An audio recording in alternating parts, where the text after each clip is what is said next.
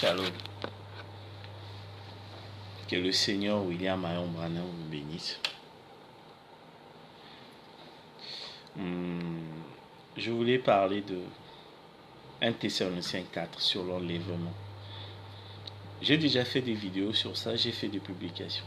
Mais je voulais encore répondre. Vous voyez, donc éclaircir un peu sur certains points. Sur 1 Thessaloniciens 4. On va rentrer dans les détails avec la Bible. Vous voyez? Donc on va parler de 1 Thessaloniciens 4. Dans 1 Thessaloniciens 4, il y a 3 choses que la Bible dit. Si vous prenez 1 Thessaloniciens 4, il dit: car le Seigneur lui-même a un signal donné à la voix d'un archange. Et au son de la trompette de Dieu descendra du ciel, et les morts en Christ se ressusciteront premièrement. Ensuite, nous les vivants qui serons restés, nous serons tous enlevés avec eux dans la nuée à la rencontre du Seigneur. Il faut savoir que l'enlèvement, c'est pas comme dans les Superman. L'enlèvement a déjà eu lieu. Parce que pour comprendre si l'enlèvement a déjà eu lieu, il faut d'abord comprendre comment ça devait se passer. Tout est dans 1 Thessaloniciens 4. Si vous saisissez 1 Thessaloniciens 4, et en même temps c'est dans 1 Corinthiens 15, de verset 50 à verset 56, c'est la même chose. D'abord, la première des choses, c'est d'abord le cri du commandement. En plus, la voix de l'archange. Ensuite, le son de la trompette. C'est quoi le cri du commandement? C'est quoi la voix de l'archange? C'est quoi le son de la trompette? Nous sommes toujours dans 1 Thessaloniciens 4. Le cri du commandement, c'est le message du temps de la fin. C'est le message de l'ange de Laodicée. C'est le message de l'archange. L'archange, là, c'est le prophète, le dernier prophète. Parce que l'enlèvement, ça se fait au temps de la fin. Et le cri la voix, c'est quoi? La voix aussi, c'est le message du prophète. Du William Marion Branham, c'est lui le message de Laodicée. En plus, la voix le son de la trompette. Le son de la trompette, c'est toujours le message. Donc, le cri du commandement, c'est le message de William Branham. La voix de l'archange, c'est le message de William Branham. Et le son de la trompette, c'est le message de William Branham. Mais sauf que le cri a sa fonction, la voix aussi a son rôle, et le son de la trompette a son rôle. Mais la première des choses, quand William Branham va prêcher le message de William Branham, c'est en même temps le cri, c'est en même temps la voix, c'est en même temps le son de la trompette. Quand William Branham va prêcher le message, il dit la première des choses, c'est d'abord les morts en Christ. Mais les morts en Christ, ils ne vont pas être enlevés directement. Les morts en Christ doivent d'abord ressusciter. Donc nous les vivants, on ne fera pas obstacle. Donc d'abord le travail, c'est avec les morts en Christ. Pourquoi les morts en Christ ne peuvent pas être enlevés directement, ils doivent être ressuscités? C'est ça le point que les gens doivent poser les questions. Pourquoi les morts en Christ, pourquoi ils ne se sont pas enlevés directement? Pourquoi ils doivent d'abord être ressuscités? Parce que les morts en Christ, les Paul, les Wesley, ils n'ont pas le Saint-Esprit. Pour être enlevés, il faut avoir le Saint-Esprit. Eux, ils avaient juste le baptême du Saint-Esprit. Ça ne sauve pas. Pour être enlevé, William Branham dit, sans le Saint-Esprit, il n'y a pas d'enlèvement. Donc les Paul, les Wesley, les Martin, les Jean, les Pierre, pour être enlevés, c'est eux les morts en Christ. Donc ils doivent recevoir d'abord le Saint-Esprit. Donc le Saint-Esprit, c'est ce qu'on appelle le prophète de l'heure, le 7 tonnerres. Donc c'est ça le 7 tonnerres qui donne la foi de l'enlèvement. Donc les Paul, ils sont ressuscités pour entendre juste le nom William Marion Branham. C'est ça le Saint-Esprit. Donc ils ne pouvaient pas être enlevés tant qu'ils n'avaient pas connu le 7 tonnerres. Donc les 7 tonnerres, c'est William Marion Branham. Ce n'est pas Branham, non. Les 7 tonnerres, il y a 21 lettres. Parce que William, c'est un nom. Dieu ne reconnaît pas les prénoms. Donc le nom du Messie, c'est William Marion Branham. C'est ça les 7 tonnerres. Dans les 7 tonnerres, il y avait 21 lettres.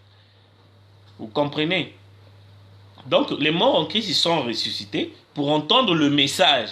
Le message qui est le Messie, qui est le nom de Dieu. C'est ça qui les a enlevés. Avec ce qu'on appelle la voix. Donc c'est la voix de l'archange qui ressuscite, qui enlève les morts en Christ. Après, c'est le cri du commandement. Le cri du commandement, c'est nous les vivants. Donc le message là, qui va nous permettre l'enlèvement, d'être enlevés. Mais l'enlèvement, on ne va pas monter comme ça. Mais l'enlèvement, dans Paul, il a dit, vous ne pouvez pas monter avec ce corps-là au ciel. Paul, il a dit, la chair et le sang n'hériteront pas le royaume des cieux. L'enlèvement, ça va se faire, toi en train de manger le manioc, mais tu es enlevé. Il a dit en un clin d'œil. L'enlèvement, comment ça se passe? C'est ce qu'on appelle la résurrection. Toi, en tant que vivant, tu avais la mauvaise vie. Tu avais la mauvaise vie. Donc, tu dois d'abord faire mourir ta mauvaise vie, là. Ton impudicité, le mensonge que tu avais là. Tout ça, là, ça doit mourir. Et tu dois être ressuscité. Tout en étant vivant. Tu ne quittes pas la terre. Hein. Ça se fait en un clin d'œil. Donc, tu fais mourir tout ça. Et ensuite, il y a une nouvelle vie qui apparaît en toi. C'est ça ce qu'on appelle l'enlèvement. La résurrection.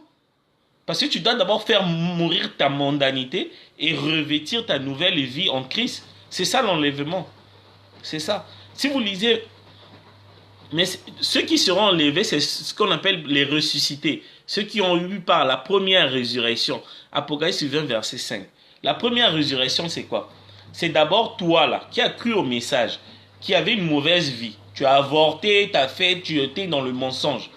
Donc toi, tu dois d'abord faire mourir cette nature-là et être ressuscité. C'est ce qu'on appelle la première résurrection. Et la deuxième résurrection, c'est quand on va mourir, quand les bombes atomiques vont nous tuer, on détruire le corps là, on va être ressuscité pour la deuxième fois. Parce qu'il y a une première résurrection quand on croit au message. C'est ce qu'on appelle la translation. On a vu ça en mathématiques. Tu es sur place, tu transformes. Tu deviens une nouvelle créature. C'est ça l'enlèvement. L'enlèvement, c'est ça. Quand tu deviens une nouvelle créature. Donc les gens ne te reconnaissent pas. Oh, mais lui là, il partait au bar et tout, ils allaient en boîte et tout ça là, cette mondalité là, le goût de cette vie là, ça part. Et tu deviens une nouvelle créature. C'est ce qu'on appelle la résurrection. La première résurrection, Apocalypse 20, verset 5. Ceux qui seront sur le trône, c'est ceux qui ont pris part à la première résurrection. Donc tout en étant sur terre, hein, le trône là, c'est sur le message de William Branham. Parce qu'avec ce message-là, quand tu es sur le trône, tu es en train de juger le monde. On juge le monde avec le message. Donc il faut être sur le trône. Le trône, c'est le message de William Branham. C'est William Branham lui-même. Vous comprenez? C'est ça la résurrection. C'est ça l'enlèvement. Il y a des païens, ils disent que tout le monde veut aller au ciel, mais personne ne veut mourir. Mais tu ne peux pas aller au ciel sans mourir. Le corps, là, c'est le péché. Il a dit, non? C'est terre, c'est poussière, ça retournera poussière. Si quelqu'un vous dit que non, vous allez enlever avec ce corps-là, c'est un mensonge. C'est du mensonge. C'est du mensonge. Tout le monde est mort. Les gens, ils prennent l'exemple d'Élie. Mais Élie est mort aussi. Quand on dit qu'il a traversé le Jourdain, c'est la mort. Élisée, tout le monde est mort. Les Enoch, ils sont tous passés par la mort. Parce que la Bible a utilisé un autre terme pour qualifier la mort, raison pour laquelle les gens n'entendent pas.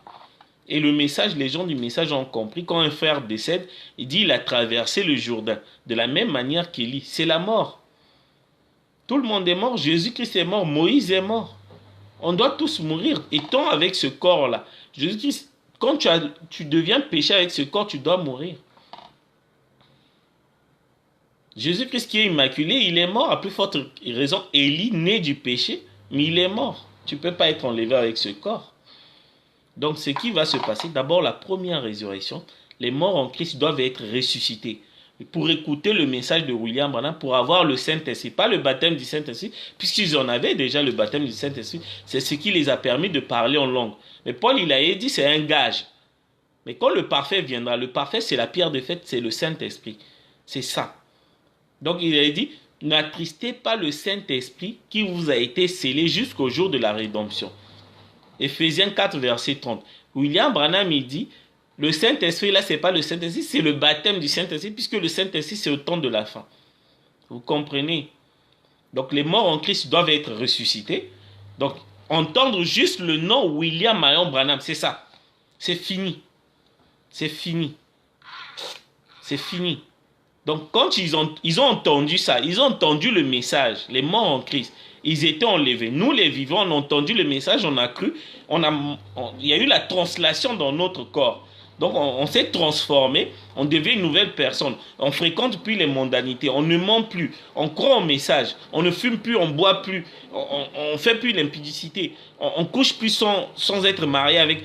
Tout ça là, ça doit mourir en toi pour être enlevé. Quand William Branham, et pour rentrer dans le millénium, il faut être enlevé pour rentrer dans le millénium. Quand William Branham il dit dans le millénium il n'y a pas de péché, c'est l'incrédulité. Donc quelqu'un qui est dans le millénium, c'est quelqu'un qui est enlevé, qui croit toute la parole. Parce que le péché, c'est l'incrédulité. Donc tout en étant sur terre. Maintenant, il y a ce qu'on appelle le son de la trompette. Ça concerne que les juifs. Quand vous voyez la trompette, ça concerne que les juifs. Mais comment les juifs seront enlevés? Mais le type de l'enlèvement des juifs, c'est ce qu'on appelle les deux témoins. Leur corps sera exposé, Apocalypse 11. Leur corps sera exposé pendant 3 jours. Mais un juif, mais les 3 témoins là, les 2 témoins, ils représentaient les juifs. L'enlèvement des juifs, c'est Apocalypse 11. Donc les vivants seront enlevés. Vivants, nous, les morts, nous, les croyants de William Branham, les nations, nous serons enlevés vivants, tout en étant vivants, la translation. Mais les juifs, pour qu'ils soient enlevés, ils doivent mourir. Donc leur corps doit être exposé pendant 3 jours. Tout juif, quand il meurt, on ne l'enterre pas le même jour. Son corps est exposé pendant 3 jours. Et au bout du 3e jour, il est enlevé. C'est le type des 2 témoins d'Apocalypse 11. Maintenant, William Branham, il est en même temps les nations, en même temps juif. Vous savez, quand il vient dans l'Apocalypse 10, il met un pied sur la terre, Israël, il met un peu sur la mer, les nations. Lui aussi, il doit être enlevé comme chez les nations et comme chez les juifs. Chez les nations, il était enlevé vivant dans la nuée. Et chez les juifs, quand il est mort, son corps est resté pendant 3 jours et 3 nuits. Vous savez ça? La prophétie de Jonas, ça s'est accompli pas avec Jésus, parce que Jésus n'a pas accompli 3 nuits. De vendredi, William Branham, il a accompli 3 nuits, c'est 3 mois. Son corps est resté 3 mois dehors. Donc les 3 jours, 3 nuits, c'est 3 mois. Donc c'est l'enlèvement en tant que juif. Mais quand il était vivant, quand il était enlevé, c'était l'enlèvement en tant que nation. Donc comme il est en même temps côté nation, côté juif, donc il doit accomplir tous ces enlèvements, côté nation et côté juif. Est-ce que, je ne sais pas si je me fais... 1 Thessaloniciens 4, personne ne sera enlevé avec ce corps-là. Monter comme des Superman, c'est impossible. Le corps-là doit mourir. De toute façon, les bombes atomiques vont nous... Les gens, ils ont peur de la mort. Vous devez vous réjouir. Quand on va parler de bombes atomiques, il faut être content. Hein? Vous devez être content. Parce que c'est notre libération. Paul, il disait, non? J'ai combattu le bon combat, j'ai gardé la foi. J'ai achevé la route. Mais ô mort, où est ton aiguillon? Ô tombe, où est ta victoire? La mort ne doit pas te faire peur.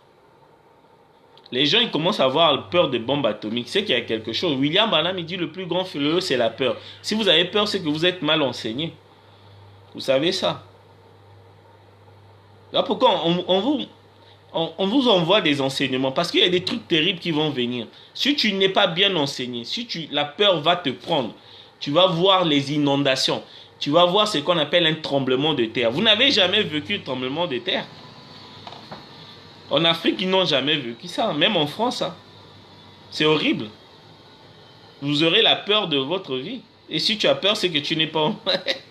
Il y a des choses qui vont venir. Hein. Les sauterelles sont sorties. Les grenouilles sont sorties.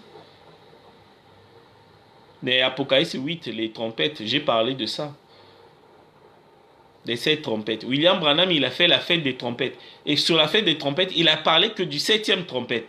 Mais les 6 autres trompettes, il n'avait rien à foutre. Ce qui l'intéressait, c'était la 7e trompette. Qui est en train de sceller les juifs. Parce que la trompette, c'est pour les juifs. Hein. C'était ça. La 7e trompette, c'est le message de William Branham. Qui va sceller les 144 000. Voilà. Donc personne ne peut enlever s'il n'a pas le Saint-Esprit. Le Saint-Esprit, c'est pas le parler en langue, ça c'est le baptême du Saint-Esprit. Tu peux aller en enfer avec ça. Hein. Vous savez, William Branham, il a dit. Hein. Il a dit, tu peux aller en enfer avec le baptême du Saint-Esprit tout en parlant en langue. Et quand quelqu'un a le Saint-Esprit, il ne peut pas aller en enfer, c'est impossible. Et le Saint-Esprit, c'est le prophète de l'heure. Le Saint-Esprit, c'est une personne. Le Saint-Esprit, c'est les 7 tonnerres. Voilà pourquoi Jean, il pleurait. Il savait que s'il n'avait pas le Saint-Esprit, il ne pouvait pas être sauvé. Raison pour laquelle dans l'Apocalypse 5, il disait, qui est digne d'ouvrir le livre? Parce qu'il voulait voir le nom qui était scellé des 7 sceaux. Parce que le nom là, c'était le Saint-Esprit. C'était ça la clé pour le salut de Jean. Il pleurait. Qui est digne? Il pleurait de joie. Donc il devait connaître. Les 7 tonnerres, c'est ça le Saint-Esprit. Les 7 tonnerres, c'est le nom de William Branham. Comme le nom est toujours lié à une personne, il n'y a pas un nom qui traîne comme ça, non. Un nom est lié toujours à quelque chose. Donc la personne égale au nom. Donc les 7 tonnerres, c'est William Branham, c'est ça le Saint-Esprit. Et quand on a le Saint-Esprit, on croit tout le message. Vous croyez? Vous voyez, non? Vous devez avoir le Saint-Esprit. C'est la seule chose. Et le Saint-Esprit, c'est cet homme-là. William Marion Branham. C'est lui. Et quand on croit à William Branham, votre vie sera changée, vous allez voir. Les gens ne vont plus vous reconnaître. C'est là où on va constater que vous êtes enlevé, tout en mangeant le manioc. Vous comprenez? Croyez à ce message. Il n'y a pas un autre message qui peut vous sauver. Il n'y a pas un autre message qui peut vous sauver. C'est le message de William Branham. Et quand vous avez ce message-là, la Bible n'est plus un secret pour vous. Vous comprenez? Donc je mets toujours quiconque au défi, qui vienne me prouver le contraire, avec la Bible ouverte. Là, je suis dans 1 Thessaloniciens 4. Je peux aller dans 1 Corinthiens 15. Je prends 1 Corinthiens 15, je prends le verset 50 et je descends jusqu'au verset 56. Et je veux voir qui pouvait se tenir debout quand on parle de ça. Tu ne peux pas. C'est ça le message, c'est ça la parole. Donc si vous croyez que vous allez être enlevé avec ce corps-là, détrompez-vous. On va tous mourir avec les bombes atomiques. Tout est prêt. L'autre là, quand il va mettre le vodka glaçon pomme, c'est fini. Quand il va prendre le whisky avec du vodka mélangé avec de la pomme, là, c'est bon. Les bombes atomiques seront lâchées. Donc vous comprenez, c'est ça. Donc je voulais juste un petit détail. Les morts en Christ, ils doivent ressusciter pour avoir le baptême du Saint-Esprit. C'est tout. Et c'est pareil comme les 144 000. Les 144 000, ils étaient scellés, non? Quand ils étaient scellés, c'est ce qui a permis à Israël de créer une nation. Parce que les 144 000, ils devaient rentrer dans leur pays avec le baptême du Saint-Esprit. Mais sans le Saint-Esprit. Vous savez à quel moment les 144 000, ils ont reçu le Saint-Esprit? C'est quand William Branham, il a fait le voyage en Égypte. Il vous a dit que non, je voulais aller en Israël et la voix me dit, il n'est pas l'heure. Les gens ont répété. Mais le but de William Branham, ce n'était pas Israël. Parce que s'il va en Israël, c'est contraire à la parole. Jésus, il avait dit, si le Messie, on vous dit que le Messie est dans le désert, ne le croyez pas. Le désert, c'est l'État d'Israël. Donc William Branham ne pouvait pas aller en Israël, puisque c'est contraire à la parole. Le but de William Branham, c'était l'Égypte. Parce qu'il avait rendez-vous avec 12 personnes qui représentaient les 144 000. Vous savez que William Branham est sorti de l'aéroport. Je peux vous montrer. William Branham, il a marché en Égypte. Qu'est-ce qu'il est allé faire? Vous croyez que William Branham, il avait raté l'avion où l'ange lui a dit? Son but, c'était aller en Égypte. Il avait rendez-vous avec des gens. Le rendez-vous ne pouvait pas faire en Israël parce que Jacob, il a rencontré ses frères, c'était en Égypte. Donc, chez les nations. Les gens, ils disent que non, les 144 000, ils étaient aux États-Unis. Non, non, non, non, non, non. Ceux qui sont aux États-Unis, ce sont des Juifs de Wall Street. William Branham dit ceux qui aiment l'argent. Les vrais 144 000, ce sont des Juifs orthodoxes, de l'église orthodoxe, comme disait un frère là, que je le remercie d'ailleurs. Donc, ils avaient rendez-vous. C'est là où ils ont reconnu le Messie et chacun pleurait dans son côté. C'est ça la révélation, c'est ça. Le message là, c'est là. William Branham, et les gens répètent. Je dis, mais quand on lit Matthieu 24, on dit que le Messie, Jésus, il a dit, puisque l'éclair doit passer de l'est à l'ouest. Donc il vous dit que non, le Messie doit se trouver à l'ouest. Si on vous dit qu'il est dans le désert, ne le croyez pas. Le désert, c'était Israël. Qu'est-ce que William Branham il allait foutre en Israël? Il n'y a rien là-bas. Il n'y a rien. Il doit rester chez les nations pour accomplir les Écritures. Vous voyez? Mais c'est là où ils ont reçu le Saint-Esprit. C'est là où ils étaient scellés du Saint-Esprit. C'est ce qu'on appelle le baptême du Saint-Esprit. C'est ce qui a permis aux 144 000 de la création d'Israël le 7 mai 1946. Mais c'est pas tout. Mais là, ça ne sauve pas le baptême du Saint-Esprit. Il faut vraiment avoir le Saint-Esprit. Donc, rencontrer Dieu face à face. Les 144 000, ils ont vu William Branham face à face. Elohim. Ils ont pleuré, chacun dans leur coin. Vous savez ça, non? Vous connaissez l'Écriture. C'est tout. Et ils étaient sauvés. Et nous, aujourd'hui, on a eu le Saint-Esprit parce qu'on a vu Elohim face à face. Qu'est-ce qu'il disait? Jacob disait dans Genèse 30, verset 32, « J'ai vu Dieu face à face et mon âme a été sauvée. » Pour être sauvé, il faut avoir le Saint-Esprit, pas le baptême du Saint-Esprit. Donc, il faut voir Dieu face à face. J'ai dit toujours, chaque jour, vous devez dire, je dois voir Dieu face à face. Mais ça sert plus, il est là devant vous. C'est fini, hein. Le Dieu que tout le monde cherchait voir, il est là. C'est une personne. Il s'appelle William Marion Branham. Voilà. Voilà un peu les détails de 1 Thessaloniciens 4 et 1 Corinthiens. Mais si on a le temps, on peut lire 1 Corinthiens 15, verset 30. Hein. Paul, il était clair. Il était clair. J'ai perdu j'ai perdu la page. Vous voyez, 1 Corinthiens 15, la page est déchirée. Le diable, il a déchiré, il ne voulait pas. Il a déchiré 1 Corinthiens 15 au verset 50. J'en ai plus. Mais je ne veux pas jeter la Bible là. Je pense que j'avais mis le bout de papier de 1 Corinthiens 15 quelque part. Dieu va me faire grâce. Voilà, j'ai perdu. Wow, tout le monde le sait. Le diable n'est pas content, il a arraché. Je l'ai dans mon téléphone. Donc voilà, comme la page est arrachée, je ne peux pas lire. On aurait pu lire un peu, voilà, vous expliquer chaque verset, à partir de verset 50, ce que Paul il voulait dire aux Corinthiens par rapport à l'enlèvement.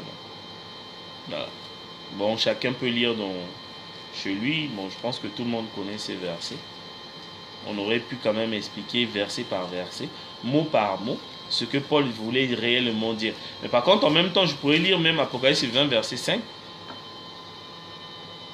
où Jean, il a vu, dans Apocalypse 20, verset 4, « Et j'ai vu des trônes, et ceux qui s'y assirent fut donné le pouvoir de juger. Et je vis les âmes de ceux qui avaient été décapités à cause du témoignage de Jésus. » Ça, ce sont des morts en Christ, morts pendant les âges de l'Église.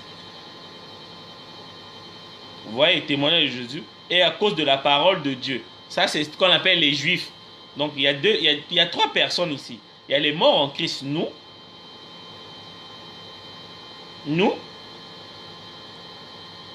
Et il y a ceux qui ont été décapités par le témoignage de Jésus. C'est ceux qui sont morts pendant les âges de l'Église. Et les témoignages. Et les gens qui ont eu témoignage de Dieu. Parce que les Juifs, ils ne connaissent pas Jésus. Témoignage de Dieu. Donc, c'était les Juifs. Et ceux qui n'avaient pas adoré la bête ni son image. Ça, c'est nous, parce que la bête, c'est au temps de la fin. Il y a trois catégories. Hein. Vous voyez voir, Jean, il voit l'enlèvement, Apocalypse 20, verset 4. D'abord, l'enlèvement des morts en Christ, c'est ceux qui ont été décapités pour le témoignage de Jésus. Là, ça, c'est la voix de l'archange. Après, il y a le témoignage de Dieu. Ça, ce sont les Juifs. C'est ce qu'on appelle le son de la trompette. Et ceux qui n'ont pas adoré Jésus, qui est la marque de la bête. Nous autres, là. C'est avec le cri du commandement. Et on était sur le trône. Hein. Le trône, c'est le message de William Branham. Et il n'avait pas adoré. Apocalypse 20, verset 4. Son image, qui n'avait pas reçu la marque sur leur front. Le front, c'est ce qu'on appelle la tête, les enseignements. Voilà, les enseignements, la prière au nom de Jésus, la prédication au nom de Jésus. C'est ça ce qu'on appelle le front. Et sur leur main, la pratique. La pratique, vous voyez, non?